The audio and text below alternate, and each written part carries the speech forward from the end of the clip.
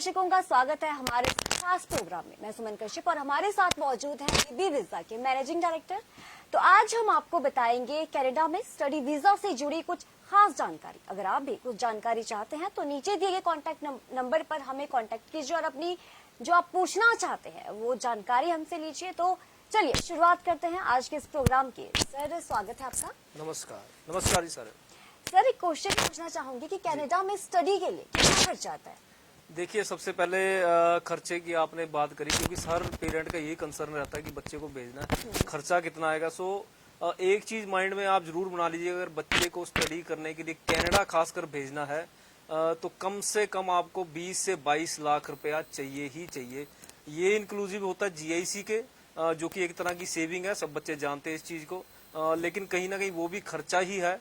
तो नटशेल में ये है कि हमें 22 से 23 लाख रुपया जो है वो उसकी जरूरत रहेगी। जी तो सर कनाडा में स्टडी के लिए आवश्यक चीजें क्या है स्टूडेंट्स के लिए? जी देखिए सबसे पहले तो 12वीं पास होना चाहिए स्टूडेंट, सबसे पहली बात तो ये है। उसके बाद उसकी आइल्स क्लियर होनी चाहिए। अब आइल्स में उसको कम से कम 6 बैंड ईच चाहिए, ये नहीं कि 6 से कम होंगे तो फिर तो एलिजिबल नहीं है। और 6 ईच का मतलब 6 ओवरऑल, 6 नहीं, ओवरऑल तो 6 चाहिए। साथ में हर मॉड्यूल में उसके 6 बैंड होने चाहिए। एक भी मॉड्यूल में 6 से कम है यानी कि 5.5 है तो बिल्कुल भी एलिजिबल नहीं है, यानी कि एलिजिबल तो है लेकिन उसमें वीजा नहीं आएगा। 6 बैंड ही चाहिए, +2 चाहिए मिनिमम। ग्रेजुएशन भी हो सकती है, उसके पोस्ट ग्रेजुएशन भी हो सकती है, कुछ भी आपकी 12वीं से ज्यादा पढ़ाई मान्य है। और 12वीं अगर आपने की हुई है तो उसमें गैप सिर्फ 2 साल का ही मान्य है। उसके बाद ग्रेजुएशन अगर की आपका गैप जस्टिफाई होता है तो चाहे 6, 7, 8 साल का भी गैप है तो भी चलेगा। कुल मिला के आप सबसे पहले खर्चा आपने पूछा, तो खर्चा 20 से 22 लाख की जरूरत है। बच्चा 12वीं पास होना चाहिए, आइल्स उसका क्लियर होना चाहिए 6 बैंड के साथ। बहुत ही सिंपल प्रोसेस है, ये 3 चीजें अगर बच्चा कर लेता है तो डेफिनेटली वो एलिजिबल हो जाता है। और अगर ये 3 चीजें क्राइटेरिया मीट कर लेता है तो सिर्फ एलिजिबल नहीं होता बल्कि उसका वीजा भी आ जाता है। अगर किसी अच्छे कंसल्टेंट से आपने अगर अपनी फाइल लगवाई है तो डेफिनेटली उसको वीजा मिलता है। वीबी वीजा के बारे में आपको थोड़ा सा बता दूं, लास्ट 3 इनटेक में हमारा एक भी रिफ्यूजल नहीं है स्टडी वीजा का। बार बार हम ये चीज चैनल्स पे बोलते हैं और ओपनली चैलेंज करते हैं। किसी का आया तो नीचे कमेंट बॉक्स में लिख सकता है, लेकिन आज तक कोई कमेंट आया नहीं, क्योंकि आएगा भी नहीं, क्योंकि ये एक सच्चाई है। इसमें कोई भी झूठ नहीं है कि 100% हमारा सक्सेस रेट है तो वो है। और आने वाले स्टूडेंट अगर ये सारे क्राइटेरिया मैच करते जो मैंने आपको बताए हैं तो डेफिनेटली हम उसको भी वीजा जरूर लेके देंगे। जी सर वीबी वीजा का प्रोसेस क्या है? वीबी वीजा से जुड़ने के लिए प्रोसेस बताएं, क्या प्रोसेस है? जी देखिए, हाँ प्रोसेस अब बहुत सारे हमारी जैसे ब्रांचेस 2 ही जगह हैं फिलहाल के लिए। हेड ऑफिस हमारा मोहाली में, बट बहुत सारे हमारे नंबर्स भी अवेलेबल रहते हैं। शायद इसमें लाइव में भी नीचे स्क्रॉल हो रहा होगा।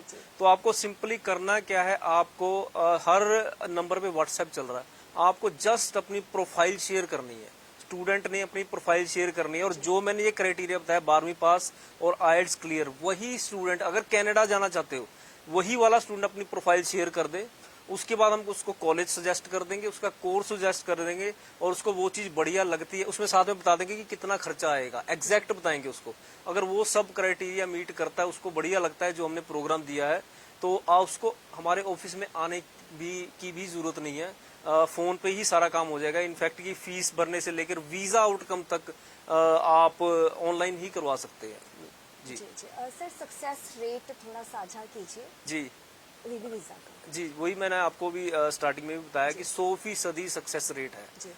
और पिछले 3 इनटेक से चला रहा है और पूरी उम्मीद है कि ये सितंबर इनटेक के भी कुछ वीजाज आए हैं, सो इसमें भी अभी तक कोई रिफ्यूजल नहीं है और उम्मीद है कि कोई रिफ्यूजल आएगी भी नहीं। तो 100% सक्सेस रेट चल रहा है पिछले 4था इनटेक ही अब चला हुआ है सितंबर का। जी सर भारत से कनाडा के लिए वीजा प्रोसेस क्या है? जी देखिए वीजा प्रोसेस बड़ा ही सिंपल है। आपने अपने सारे के सारे डॉक्यूमेंट्स शेयर करने, जैसे मैंने बताया। उसके बाद आपका ऑफर लेटर आ जाएगा। ऑफर लेटर आते ही आपने अपनी फीस पे कर देनी है, GIC पे कर देनी है और उसके बाद आप मेडिकल होगा, बायोमेट्रिक्स होंगे और उसके बाद फाइल बायोमेट्रिक से पहले लॉन्च हो जाती है तो फाइल लॉन्च हो जाएगी और विद इन 15 से 20 दिन के अंदर अंदर आपको जो आपका रिजल्ट मिल जाएगा और अगर ये सारा क्राइटेरिया जैसे हम बात कर रहे थे कि एसडीएस प्रोफाइल है तो आपको वीजा की गारंटी मैं देता हूँ। जी सर, ऑफर लेटर की आपने बात की है, जी। तो ऑफर लेटर आने की जो पॉसिबिलिटी है जी वो कितने दिन तक रहती है? जी देखिए, फिलहाल के समय में अगर हम बात करें ऑफर लेटर, तो विद इन वीक अच्छे पब्लिक कॉलेजेस का ऑफर लेटर आपको मिल जाता है। आज जैसे आपने अप्लाई किया, मान लीजिए सितंबर इनटेक के लिए किया या जैन इनटेक के लिए किया, तो अगर तो सितंबर इनटेक के लिए किया आप, तो आपको विद इन वीक आपको ऑफर लेटर आपके पब्लिक कॉलेज का मिल जाएगा। अगर जैन के लिए अप्लाई कर रहे हैं तो हो सकता है उसमें थोड़ा सा देर लग सकती है, बट नेक्स्ट इनटेक का within week offer letter आ जाता है। और ऑफर लेटर के लिए मैं एक और खास बात बता दूं, अगर आपका प्रोफाइल एसडीएस है, एसडीएस स्टूडेंट समझते हैं, क्योंकि जिसने कनाडा जाने का मन बना लिया तो थोड़ी बहुत रिसर्च उसको करता ही है, उन चीजों में ज्यादा जाऊंगा नहीं क्योंकि समय बहुत ज्यादा लग जाएगा, बेसिक से करेंगे तो। अगर आपका प्रोफाइल एसडीएस है तो मैं फ्री में ऑफर लेटर आपका अप्लाई करवाऊंगा अपनी कंपनी से, एक भी रुपए का चार्जेस आपसे नहीं लिया जाएगा। उसका रीजन यही है क्योंकि मुझे पता है एसडीएस प्रोफाइल में वीजा आना ही आना है, और वीजा जब आता है तो डेफिनेटली हमारी कंपनी को कमीशन भी उसमें आती है। तो आप पे अगर हम 10-12 हजार 15 हजार इन्वेस्ट करेंगे तो इसमें कोई हम आप पे एहसान नहीं कर रहे, बल्कि हमें पता है कि उसके बदले में हमें 30-35-40 हजार रुपया आ जाएगा। सो ऑफर लेटर बिल्कुल फ्री ऑफ कॉस्ट है, और वो भी सरकारी का नहीं, सॉरी सरकारी का है, प्राइवेट का नहीं, प्राइवेट का भी फ्री है और साथ में सरकारी का भी फ्री है। सो जो बच्चे इस चीज को अवेल करना चाहते हैं तो वो भी कॉन्टेक्ट कर सकते हैं। जी सर, आपने सितंबर इनटेक की बात की है, जी। तो सितंबर इनटेक में कितनी सीट्स हैं? देखिए एग्जैक्ट तो नहीं पता होता कि सीट्स कितनी है, क्योंकि देखिए आलम तो ये है कि एक फिक्स्ड नंबर होता है कि इतने स्टूडेंट्स उन्होंने लेके जाने हैं, चाहे कॉलेज में सीट कम हो चाहे ज्यादा हो, उन्होंने उतने विद्यार्थियों को वीजा देना ही देना है। और बहुत सारे कॉलेजेस में आज तक भी एक भी क्लास ऑफलाइन नहीं लगी, सारी क्लासेस ऑनलाइन चल रही हैं। उसका रीजन सीधा ये है कि मान लीजिए कॉलेज में सीट्स तो है 100 और वीजा जो अप्रूव हुए वो 200 उस कॉलेज के, 100 बच्चे ही अकोमोडेट कर पा रहे हैं वहां पे, और बाकी लोग जो है ऑनलाइन क्लासेस लगा रहे हैं या फिर टाइमिंग शेड्यूल चेंज करके लग रहे हैं। सो उस चीज में आप बिल्कुल घबराने की जरूरत नहीं कि पर्टिकुलर कॉलेज में कितनी सीट्स हैं। हाँ ये है कि अगर आपका एसडीएस प्रोफाइल है तो एसडीएस प्रोफाइल कम है बल्कि सीट्स ज्यादा है। सो वो प्रोफाइल अगर आपका है जिसपे मैं बार बार तवज्जो दे रहा हूँ तो आपको वीजा मिलना निश्चित है। बस एक ही उसमें जो कि प्रॉब्लम आ सकती है, जो बच्चों की रिफ्यूजल भी आ जाती है, फाइल अच्छी तरह प्रेजेंट नहीं की जाती, उसमें डॉक्यूमेंट्स क्लियर नहीं लगाए जाते, डॉक्यूमेंट मिस कर दिए जाते, क्योंकि देखिए हम भेड़ चाल में लग जाते हैं। एक कंपनी जिसने की इश्तिहार बहुत बड़े बड़े दिए हुए हैं, हमारा मार्केटिंग में तो हम बिल्कुल भी विश्वास नहीं करते। हमारा जो मेन मार्केटिंग है वो हमारा रेफरेंस बेस है, बच्चों ने वीजा लगाए आगे रेफरेंस बनती है, लेकिन टाइम समय समय पर लाइव होकर जानकारी देना भी बच्चों को बहुत जरूरी है। इस शो पे मैं कभी ये स्टूडेंट को ये नहीं बोलता कि हमारे से ही अप्लाई करो, जानकारी लो, अप्लाई कहीं से कराओ, भेड़ चाल के साथ ना हो जाए। क्योंकि देखिए जो कंपनी 100-200 स्टूडेंट्स रोज की एनरोल कर रही है वो कंपनी आपके प्रोफाइल पे ध्यान नहीं देगी। आज स्टूडेंट वीजा लेना इतना आसान नहीं है। जब मैंने बोला कि सीट्स ज्यादा हैं, बच्चे कम है, लेकिन क्राइटेरिया आपका मीट होना चाहिए। सिर्फ और सिर्फ आपका प्रोफाइल नहीं, आपके पेरेंट्स का प्रोफाइल भी मैटर करता है। बस उसमें बहुत सारी चीजें आती हैं, और कोई भी जो इतने बल्क में काम कर रहे हैं वो कभी इन पेपर्स पे ध्यान नहीं देते, और इसी वजह से बहुत सारे स्टूडेंट जिनके 8-8 बैंड आए हुए हैं उनके रिफ्यूजल आए। तो इन सब रिफ्यूजल से बचने के लिए मेरा ख्याल है कि मैंने बहुत शोज किए हैं, इस पे रेगुलर करते रहते हैं। आप एक बार स्क्रॉल करके देख लीजिए, और मेरा फेसबुक या यूट्यूब पे चैनल है उसको सब्सक्राइब कर सकते हैं। सो उसमें भी बहुत बढ़िया जानकारी मिलेगी फ्री ऑफ कॉस्ट। मैं कभी ये नहीं कहता कि मेरे से अप्लाई करो, अप्लाई आप जहां से मर्जी करो, लेकिन आप एक बार जरूर उस चीज के लिए गो थ्रू हो जाए, ताकि आने वाले समय में आपको पछताना ना पड़े। रिफ्यूजल की शेप में यहाँ पे कई बार पैसा भी ठगा जाता है, ऐसा भी होता है। जो फीसेज आती है, जैसे बात हो रही थी आपसे 20-22 लाख रुपए का मसला है, सो उस चीज में भी बहुत ज्यादा सावधानी देने की जरूरत है। सो कोशिश यही होती है कि स्टूडेंट्स को बहुत बढ़िया तरीके से गाइड किया जाए और उनका जो वीजे के मुकाम तक पहुंचाया जाए। सो यही हमारी लगातार कोशिश बनी रहती है। जी ने बहुत अच्छी बात कही कि भेड़ चाल में ना चलिए। और एक और सर क्वेश्चन मेरा ये है कि जी कनाडा स्टडी वीजा के लिए जी जरूरी डॉक्यूमेंट्स कौन कौन से हैं? जी सबसे पहले तो यही +2 आपकी होनी चाहिए। जी आइल्स आपका होना चाहिए वैलिड, आइल्स की वैलिडिटी 2 साल की होती है। सो उस दरमियान आप जो है वो कर सकते हैं। और दूसरी बड़ी बात, गैप नहीं होना चाहिए, 2 साल का गैप ही जस्टिफाइड है। लेकिन 2 साल में भी जस्टिफिकेशन आपको देनी जरूरी है आज इस कंपटीशन के दौर में। उससे ज्यादा अगर गैप होता है +2 के बाद तो फिर उसमें आपको बहुत चांसेस है कि आपको रिफ्यूजल मिल जाए। वो गैप जरूर जस्टिफाई होना चाहिए और स्टडी से जस्टिफाई होना चाहिए। सो यही मेन जो है रिक्वायरमेंट्स रहती है। बाकी पैसे की रिक्वायरमेंट है, जैसे मैंने बताया फीस वगैरह जमा हो जाती है, जीएसी जमा हो जाती है। तो बहुत ही neat and clean simple process है। कोई फंड शो का इसमें पंगा नहीं है, कोई एडिशनल डॉक्यूमेंट का पंगा नहीं। हाँ, जैसे हम बात कर रहे थे कि पेरेंट्स के डॉक्यूमेंट्स भी बहुत ज्यादा मैटर करते हैं।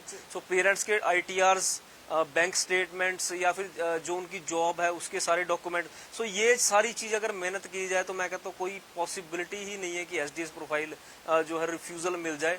बट ये सारा चीज करना पड़ेगा, आपको ये सारे डॉक्यूमेंट शो करने पड़ेंगे। जब आप ये डॉक्यूमेंट शो करोगे तो मेरा ख्याल है कि आपको वीजा मिलने से कोई नहीं रोक सकता।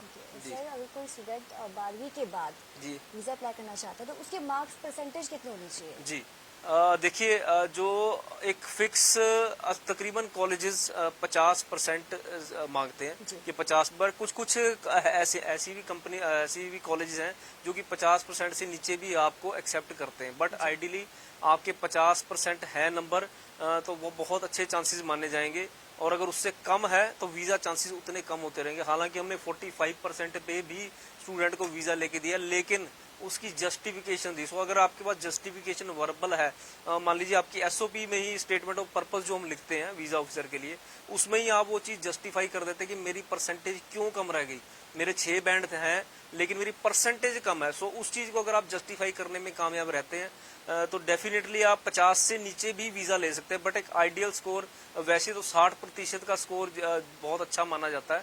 लेकिन अगर आपके 50% भी है तो तकरीबन हर सरकारी कॉलेज में आप एलिजिबल हैं अपनी फाइल लगाने के लिए। जी सर, कनाडा स्टडी वीजा कितना फायदेमंद है? देखिए, फायदेमंद तो आज सबसे बड़ा जो स्टडी के लिए हब है वो आज की डेट में कनाडा ही है। हालांकि बहुत सारे स्टूडेंट्स बहुत अलग कंट्री में भी अप्लाई कर रहे हैं। जैसे हमने UK के बारे में अभी देखा कि वहाँ पे वर्क परमिट खत्म कर दिया गया है, यानी कि आपको पूरी पढ़ाई करनी पड़ेगी तब आपको वर्क परमिट मिलेगा। लेकिन कनाडा की मेन बात यह है कि इसमें आप पढ़ाई के दरमियान, पढ़ाई के दौरान आप 24 घंटे काम कर सकते हो, कोई भी लिमिट आप पर नहीं लगाई गई। हालांकि स्टूडेंट्स को हमेशा मैं ये सजेस्ट करता हूँ कि आप अपनी पढ़ाई साथ में कंटिन्यू रखिए, बट प्रोविजन है क्योंकि बच्चों की छुट्टियां भी होती है, छुट्टियों में भी पूरे दिन वो काम कर सकते हैं। सो ये सबसे बड़ी बात है कि स्टूडेंट अपनी फीस खुद निकाल सकता है। थोड़ा बहुत 2, 4, 5 घंटे काम करके भी उसकी फीस निकल जाती है। अपना लाइफस्टाइल भी वो एंजॉय कर सकता है, कनाडा को एंजॉय कर सकता है। डेफिनेटली जब आपका पैसा हाथ में होता है तभी इंजॉयमेंट होती है, खाली जेब में कुछ भी इंजॉयमेंट नहीं होती। और जब आपका पेरेंट आपको 20-20 लाख लगा के वहाँ भेज रहा है तो डेफिनेटली वो भी ये एक्सपेक्ट करता है कि अब मेरे से और पैसे की डिमांड नहीं की जाएगी, क्योंकि ऑलरेडी उसने अपने जमीन बेचकर या जो भी फंड पड़े थे वो बेचकर गया है। सो इस सूरत में बहुत ज़्यादा बेनिफिशियल है। और दूसरा ये कि PR जो है बहुत ही आसान है, वर्क परमिट बहुत आसान है। सो ये सारी चीज़ों को देखते हुए मैं कहूँगा कनाडा की अगर स्टडी वीज़ा सबसे आसान तरीका है कनाडा पहुँचने का आज के समय में, या विजिटर वीज़ा है या फिर स्टडी वीज़ा। विजिटर वीज़ा में जैसे अगर मैं अपनी कंपनी की बात करूँ तो 90% सक्सेस रेट है, 100 नहीं है। लेकिन स्टडी वीज़ा में 100% है। सो मैं कहूँगा एक बहुत ही आसान तरीका है। ये आप एलिजिबिलिटी पूरी करते हैं तो आप कनाडा पहुँच जाते हैं, स्टडी कंप्लीट करते हैं अपनी, साथ में वर्क परमिट अप्लाई करते हैं और उसके बाद आपकी PR आ जाती है। और PR मिलने के बाद आप वहाँ के वहाँ सिटीजन मिल जाती है, सिटीजनशिप मिल जाती है। सिटीजनशिप मिलने के बाद आप इमेजिन कर ही सकते हैं कि एक इतनी बड़ी डेवलप्ड कंट्री के आप जब सिटीजन बन जाते हैं तो आप सारे के सारे बेनिफिट्स इंजॉय करते हैं। सो बहुत बड़ा स्कोप है, आज ये स्कोप सबके लिए ओपन है, कल का कुछ कह नहीं सकते। सो मेरे को लगता है कि हर विद्यार्थी को अपना लक जरूर आजमाना चाहिए और साथ साथ जैसे मैंने कहा कि मेहनत भी करनी पड़ेगी 6 बैंड के लिए। सो ये चीज़ें आप कीजिए और कनाडा बहुत ही ज़्यादा बेनिफिशियल है आज के समय। सर, एक और क्वेश्चन है जो आई गेस हर स्टूडेंट जानना चाहता होगा कि जो ये वीज़ा है ये कितने दिन में आ जाता है? देखिए, जो वीज़ा अगर आपका जैसे अभी सितंबर इनटेक है तो आज 1 महीने के अंदर अंदर आपका वीजा आ रहा है। जैसे सितंबर इनटेक के लिए अब अप्लाई करेंगे तो 1 महीना लग रहा है, लेकिन कहीं सितंबर के बिल्कुल साथ जाके जैसे जुलाई में हमने अप्लाई किया तो 15-20 दिन में आपका वीजा आ जाता है। वैसे ओवरऑल आज की डेट में देखा जाए 15 से 20 दिन लगते हैं स्टूडेंट वीजा लेने में इस हफ्ते में। सो बहुत, वही तो मैं कह रहा हूँ, इसमें बहुत ज्यादा इंतजार नहीं करना पड़ता। बाकी कंट्रीज का देखें हमें साल भी इंतजार करना पड़ता है। USA की बात करें कई बार 6 महीने बाद I-20 आती है। ऑस्ट्रेलिया की बात करें वहाँ पे फंड शो मतलब एक लंबा प्रोसेस है, लेकिन कनाडा का बहुत ही इजी प्रोसेस है और इस प्रोसेस का हमें जरूर लाभ उठाना चाहिए। अगर आज आप अपना एप्लीकेशन डालते हैं, आप अपना ऑफर लेटर अप्लाई करते हैं, तो मेरा ख्याल है कि आपको विद इन 45 डेज आपका पूरा का पूरा प्रोसेस क्लियर हो जाता है और आप अपने क्लासेस स्टार्ट होने से 15 दिन पहले कनाडा भी पहुंच जाते हैं। सो बहुत ज़्यादा लेंथी प्रोसेस नहीं है और प्रोसेसिंग टाइम भी बहुत ज़्यादा कम है। आप ये मान के चलिए कि आपका वीज़ा तो आपको 1 महीने के अंदर अंदर मिल जाता है, लेकिन आपका फिर उसके बाद टेंशन आपकी खत्म है। वीज़ा आ गया, क्लासेस शुरू होने से पहले मान लीजिए 1 सितंबर से क्लासेस शुरू है तो 15 अगस्त के करीब आप कनाडा पहुंच जाएंगे और जाकर अपनी क्लासेस इजीली ज्वाइन कर सकते हैं। जी सर, देखिए वीजा के नाम पर आजकल फ्रॉड भी काफी ज्यादा हो रहे हैं। जी जी जी। तो छात्रों को आप क्या मैसेज देना चाहेंगे? जी, छात्रों को देखिए, सबसे पहले तो जहां से भी आप अप्लाई कर रहे हैं उसकी क्रेडिबिलिटी जरूर चेक कीजिए। मैं हमेशा ये बात बोलता हूँ, उसका मतलब ये नहीं होता कि मैं अपनी क्रेडिबिलिटी चेक करने के लिए बोल रहा हूँ। मेरा कहने का मतलब है कि आप ओवरऑल, आज सोशल मीडिया का जमाना है, आप Facebook, YouTube, Google reviews, Google पे जरूर कंपनी का क्रेडिबिलिटी चेक कीजिए कि कहीं इस कंपनी ने कोई फ्रॉड तो नहीं किए हुए, इसका नाम इतना है कि इसको मैं 20 लाख का विश्वास कर सकूं। कभी भी अपनी फीस कंपनी के वीजा कंसल्टेंट के अकाउंट में नहीं डालनी है। आपने हमेशा अपनी फीस कॉलेज को ट्रांसफर करनी, क्योंकि आज ये भी बहुत हो रहा है कि अपने अकाउंट में ही जो फीस ट्रांसफर करवा ली जाती है और उसके बाद लोग चक्कर लगाते रहते हैं। सो ये सबसे बड़ी चीज है। आपका 20-22 लाख रुपए का बहुत बड़ी रकम है। सो बड़ी सावधानी से आपने ऑफर लेटर अप्लाई करना है, रेपुटेशन चेक करके। अगर इन एनी केस आपको कोई डाउट लगता है, बार बार यही बोलता हूँ, नीचे नंबर दिया हुआ है, आप वहां पे कोई भी क्वेरी, अगर हमारे से नहीं भी अप्लाई किए, कोई भी क्वेरी ले सकते हैं। उसको आपको सटीक जवाब दिया जाएगा कि आपको परस्यू करना चाहिए या नहीं करना चाहिए। अमित जी ने बहुत अच्छे से बताया कि अगर आपको वीजा अप्लाई करना है तो आपको क्या क्या सावधानियां बरतनी चाहिए। एक और क्वेश्चन सर, कि वीजा रजिस्ट्रेशन कैसे होता है? देखिए, वीजा रजिस्ट्रेशन वो सारा प्रोसेस, वीजा के बाद की आप बात कर रहे हैं, वो कुछ डॉक्यूमेंट जो स्टूडेंट के होते हैं, एडमिशन से रिलेटेड, ऑफर लेटर से रिलेटेड, वो सब आपको एयरपोर्ट पे शो करने हैं और उसके बाद आपको एंट्री मिल जाती है और जाके वहाँ पे जो क्लासेस ज्वाइन करनी है, वो भी बहुत ही सिंपल प्रोसेस है। जो भी आपका रजिस्ट्रेशन है, जहाँ पे भी आपने, जहाँ से आपका ऑफर लेटर आया था या आपको LOA आया था, वो सब शो करके आप इजीली वहाँ पे एनरोल हो सकते हैं। इसमें कोई भी मतलब उलझने वाली कोई चीज नहीं है। बहुत ही शुरू से ऑफर लेटर अप्लाई करने से लेकर क्लासेस ज्वाइन करने तक बहुत ही ज्यादा सिंपल प्रोसेस है। जी सर, 12वीं के बाद कनाडा में पढ़ाई के क्या अवसर हैं? देखिए, ज्यादातर जो पंजाब से या फिर इंडिया से जा रहे हैं, ज्यादातर 90% स्टूडेंट 12वीं करके ही जा रहे हैं। सबसे ज्यादा स्कोप ही 12वीं का। एक तो बच्चे की एज छोटी होती है, उसके बाद समय मिल जाता है उसको बहुत ज्यादा, क्योंकि ग्रेजुएशन के बाद देखो 3 साल लग गए, बच्चे की एज भी उतनी हो जाती है। सो दूसरी कंडीशंस को अडेप्ट करना बड़ा मुश्किल हो जाता है। 12वीं के बाद आप इजिली कंडीशंस को अडेप्ट भी कर सकते हैं, जाके कमाई भी कर सकते हैं, अपनी फीसिस भी निकाल सकते हैं। सो इसीलिए, और ये आपका जो PR का प्रोसेस है वो भी डेफिनेटली उतना छोटा हो जाता है। यानी कि आज आप 18 साल के गए तो आप 22-23 साल तक PR भी हो जाते हैं।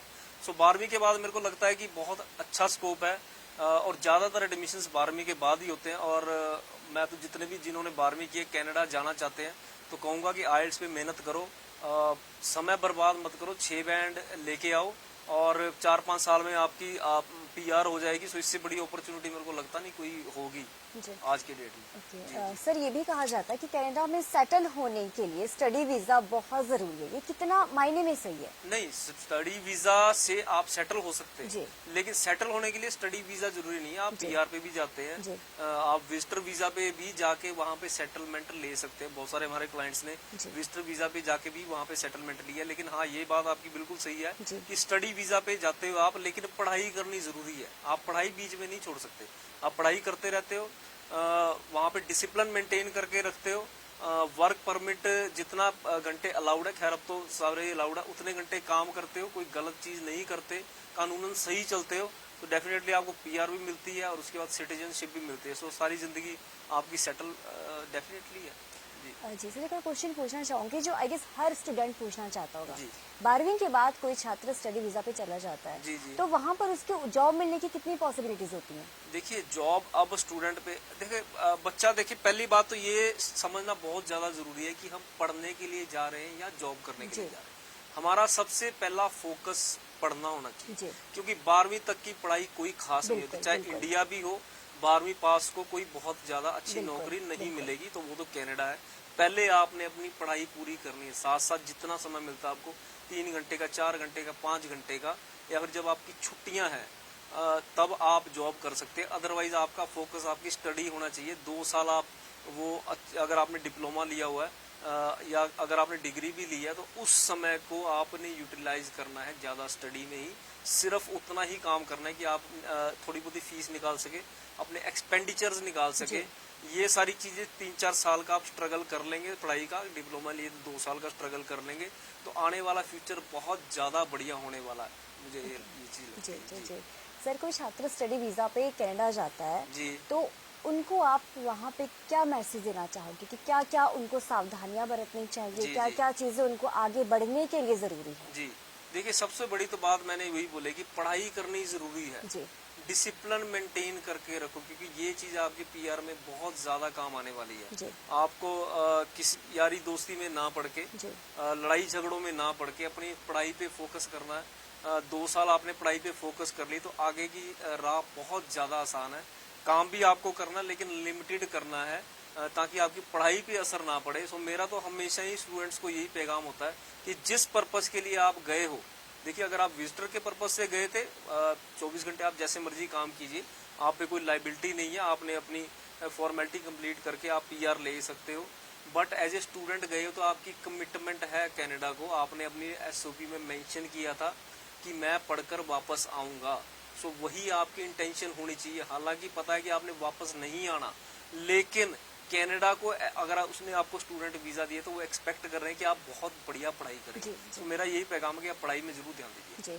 सर, एक और क्वेश्चन है कि जैसे वीजा के लिए जी, एक बार जी। फिर बताएं कि कितने बैंड चाहिए और इन बैंड को हासिल करने के लिए छात्रों को कितनी मेहनत करनी पड़ेगी, कितने घंटे पढ़ाई करनी पड़ेगी और किस तरीके से पढ़ाई करनी पड़ेगी? जी, देखिए 6 बैंड ईच मिनिमम की रिक्वायरमेंट रहती है। जी जिस स्टूडेंट का तो बैकग्राउंड इंग्लिश मीडियम का है, जी उसके लिए तो कोई दिक्कत नहीं आती, जी। वो पहले अटेम्प्ट में ही कर लेता है।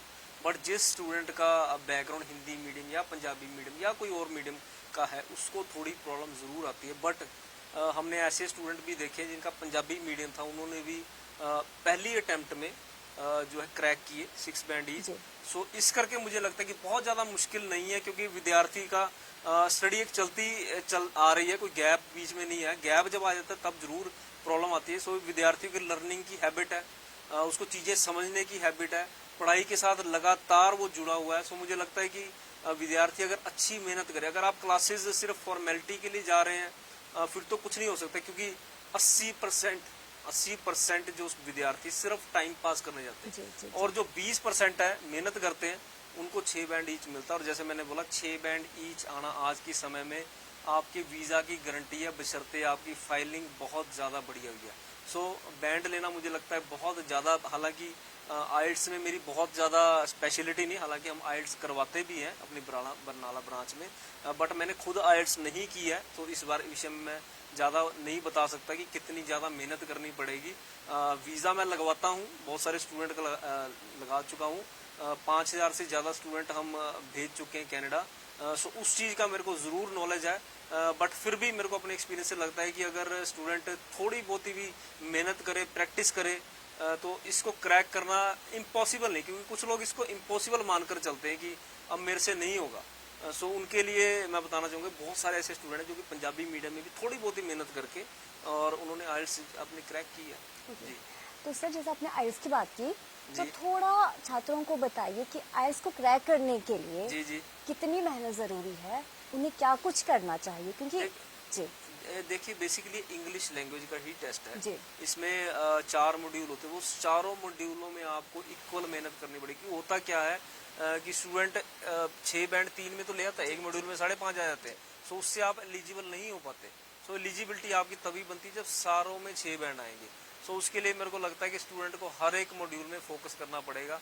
अगर वो बराबर उस पर फोकस करता रहेगा तो मुझे लगता है कि बहुत ही इजीली, जैसे मैंने कहा, मेहनत करता है तो डेफिनेटली वो क्रैक हो जाती है। कोई इतनी बहुत ज़्यादा बड़ी बात नहीं है वो। जी सर, आज के टाइम में हर दूसरा जो छात्र है वो कनाडा जाना चाहता है जी पढ़ाई के लिए। जी तो आप मुझे ये बताइए कि कितना फायदेमंद है कनाडा में स्टडी करना।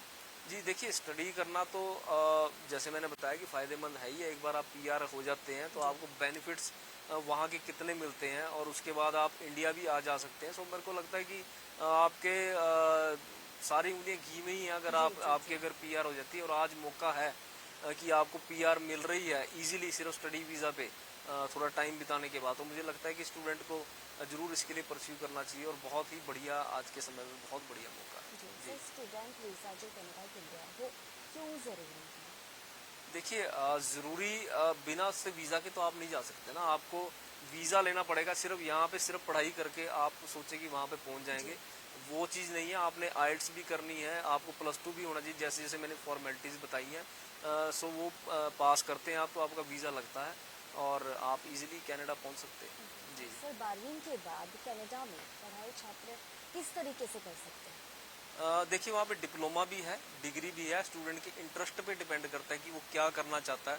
ज़्यादातर स्टूडेंट डिप्लोमा में ही गए हैं। सो मुझे लगता है कि डिप्लोमा में खर्चा भी थोड़ा कम है, क्योंकि जो हम खर्चे की बात कर रहे थे वो डिप्लोमा का, डिग्री में थोड़ा सा खर्चा 2-4 लाख का बढ़ जाता है। सो मेरे को लगता है कि अगर छात्र डिप्लोमा में, ये नहीं सोचना चाहिए कि डिप्लोमा में आपको रिफ्यूज़ल मिल सकता है। हमने जितने भी छात्र भेजे 90% डिप्लोमा में गए हैं, 2 साल का होता है। सो 12वीं के बाद वो मेरे को लगता है कि बेस्ट ऑप्शन है स्टूडेंट के लिए।